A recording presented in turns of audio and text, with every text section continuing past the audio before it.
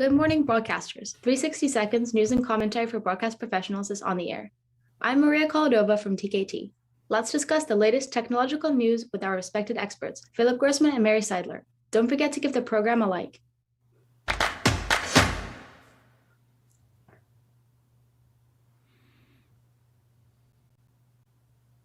Ikegami's UHK-X750 full studio camera will debut at IBC. It offers a lower center of gravity and easier staging compared to a portable camera with a telephoto lens and supporter. Its front comprises three 2/3 inch CMOS UHD sensors with a global shutter to minimize artifacts when shooting LED screens. Philip, can you talk a little bit more about that? Sure.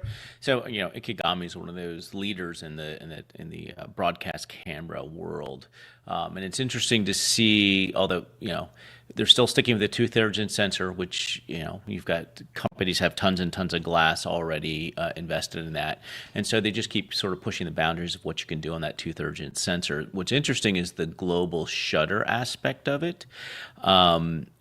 As we see more and more organizations put up virtual sets, virtual screens, virtual backdrops, that synchronization becomes more important, and global shutters are the way to go. The traditional CMOS rolling shutter just doesn't work very well. So it's interesting to see that, A, they've incorporated that into the camera, and B, that they're also incorporating the BT 2020 as well as Rec 709 and HDR capabilities into the camera. So of course, the HDR is it's sort of a moving target for some on how they identify it. But the fact that it's in the camera, enabling companies to sort of move in that direction, the adoption of HDR, though, I think is taking far longer than it should. But that's a whole different topic.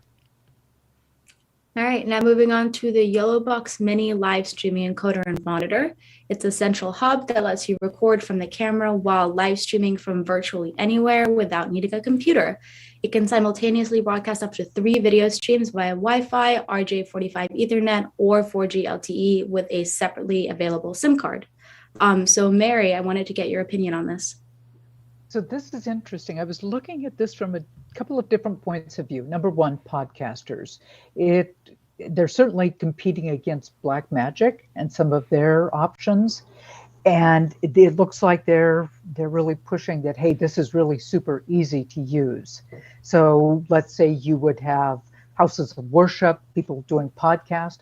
But then the other thing I'm curious about is radio is now getting much more involved in visual radio. And this may be very interesting for some of those stations. But what I didn't see that it has is any sort of automatic sensing. So if someone's talking, it would be able to switch over to them. And that would be, I don't know, an option that they could maybe build into it. I don't know, Philip, what do you think about that? Well, I really find it interesting. There's actually more and more products coming out in the market to make it easier to stream. Before, getting a stream up to YouTube or to Facebook or any of the others was sort of difficult.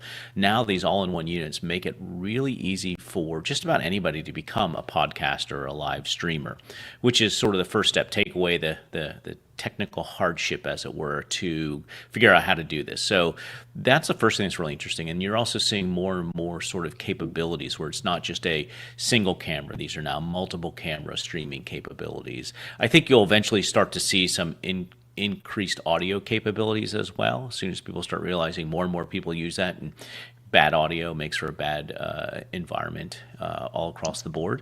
So they're this second player, I think, in there. There are a couple others out there, but it's interesting to see more and more vendors getting into this market space, and it's sort of exciting. What really will be interesting to see is how do broadcast corporations, larger organizations, adopt these technologies and start to put them in place, as opposed to, say, traditional satellite or in-home, casting back to their organization. So it's interesting days, I guess, in the technology world when it comes to streaming. It's traditional RTPM streaming. So it's nothing fancy, but it's a good starting way for sure. What do you think that they should do to increase their audio capabilities or quality? Well, the biggest thing is to have some, even just a small parametric mixer or something in there to help, so that you're pre-processing that audio before it goes out, making it more an all-in-one. They're very much obviously focused on the video side of it, making sure video is good. It'd be interesting to see them adopt some of the plug-in technologies as these things get faster and faster, as the processors get faster and faster. Separate audio input. I don't understand why the Mini XLR hasn't been adopted more. The Giant XLR is giant. I think if we had the Mini Indeed. XLR, you'd see more and more people sort of adopting that professional standard. But I think it's interesting, and over the next year or two, I think we're going to see a lot of organizations come out with capabilities like this. Well, that's all the time we have today. Many thanks to our experts, Philip and Mary. Don't forget to comment on the news that we've discussed. See you next Monday at the same time. Goodbye. Bye-bye.